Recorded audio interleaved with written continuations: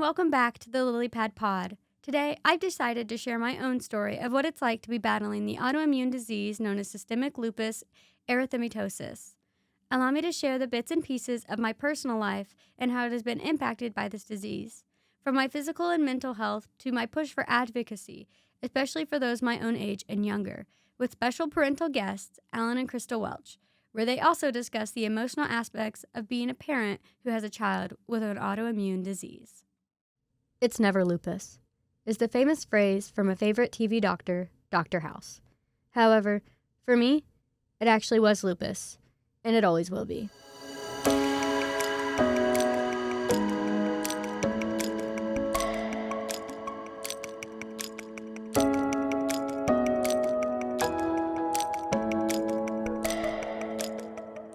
My name is Lily Welch, and my diagnosis came in middle school, but my illness has always been present. I've always been a sickly kid. It made sense, though. I was adopted from Russia from a Russian orphanage, so fulfilling the role of a sickly orphan came naturally. I was always pale and had something going on inside my mind. It didn't help that I had Coke bottle lenses on my face by first grade because my eyesight was horrible. It became less of a joke when I began to show signs of something more severe during elementary school. I had a habit of injuring myself, be it sprained or broken ankles. I had a streak going to a point where an orthopedic doctor pulled my mother outside of the exam room to confess that he thought my injuries were being faked or dramatized. It sucked because after switching to a different specialist, it turned out that my body was asymmetrical and one of my legs was slightly longer than the other, meaning it wasn't a surprise that I was seemingly tripping over air. After a good amount of physical therapy and being encouraged to wear elevated inserts inside one of my shoes, which I didn't, it made me realize that I wasn't going crazy, and people finally realized something was wrong. Then middle school came around. Teenage girls are mean, but so is one's own body and mind. It started showing up when my menstrual cycle was arriving earlier and lasting longer than it should have. So back to the doctors I went. I got really good at getting blood work done and pissing in a cup. Low iron is common in teenage girls, but that didn't feel like a full answer, because low iron didn't cause my elbows to hurt. Come to find out, I had a low platelet count. So that explained a few things, but things kept getting worse. I couldn't get out of bed without feeling like garbage. I couldn't bend my elbows all the way. And my brain was running on barely any energy at all. So it was time to seek out the big dogs. Riley Children's. I remember specifically sitting in a hospital cafeteria, just waiting for some test results to come back and wondering if my parents were more annoyed than concerned. I was in middle school. I was supposed to be arguing with them about wanting to wear ripped jeans and stay out late. Instead, I was wearing bandages on my arms after getting 2 handfuls of blood samples taken and quite possibly deteriorating as they spoke.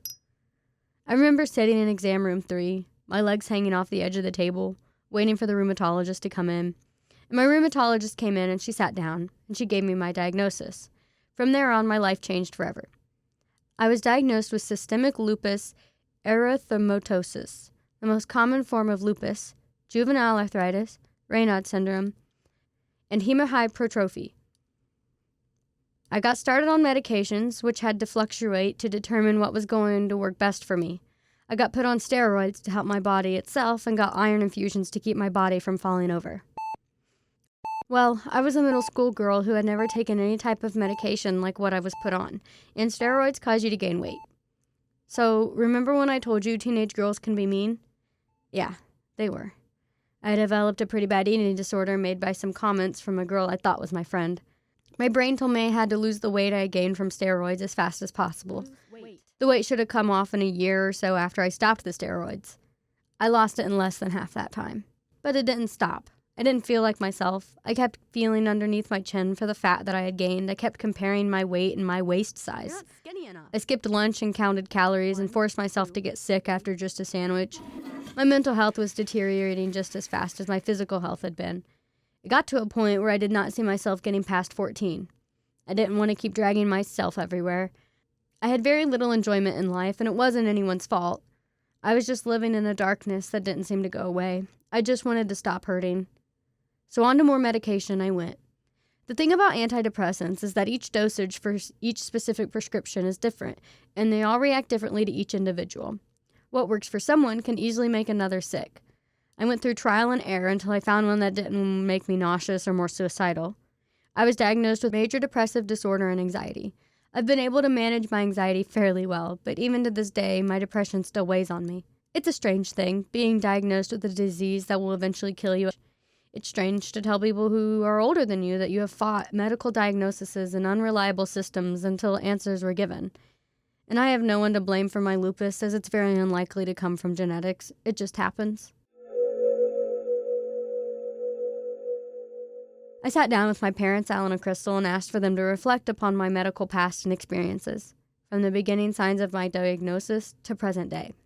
I will start out and state it was good when we found out what you had, because at that point then we had somewhat of a solution. Even though lupus is a hard thing to figure out, it allows you to at least have something to work towards on a cure or a treatable solution versus not knowing, which was where we were at before.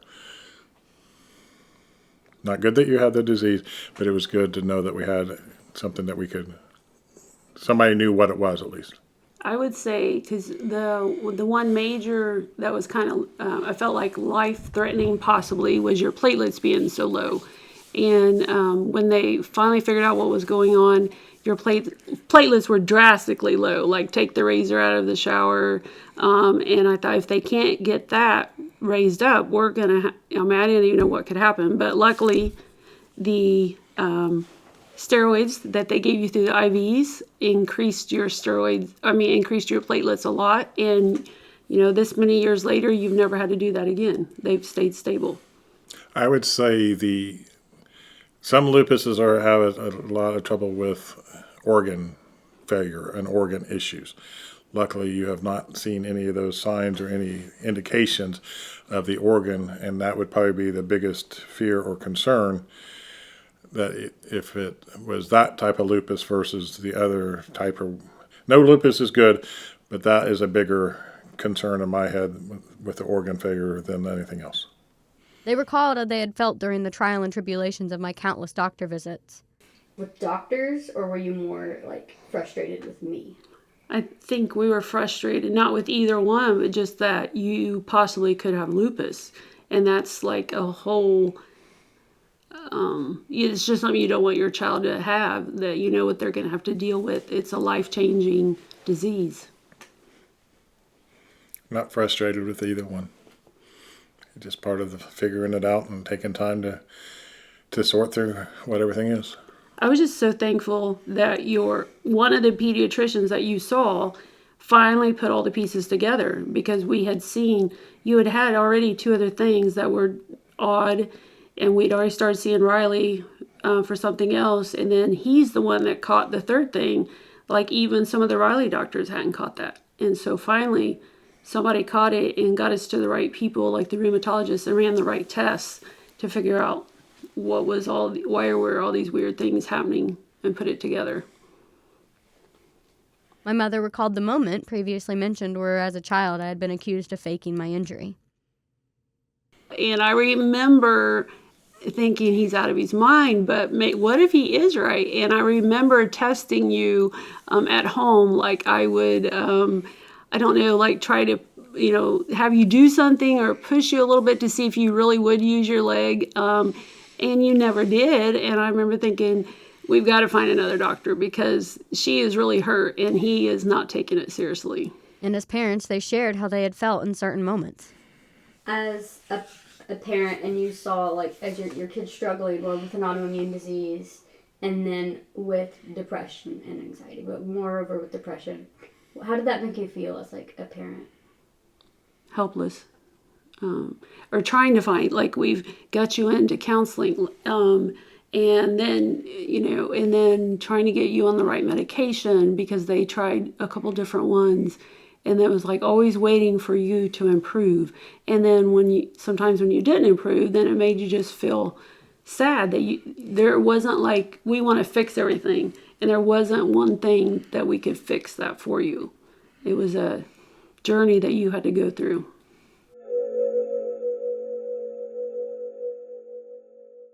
An issue that really rang with me as a teenager was that I didn't know anyone who had remotely any similar issues as I did. I was alone, and no one understood that when I was tired, it felt like my body was physically going to shut down.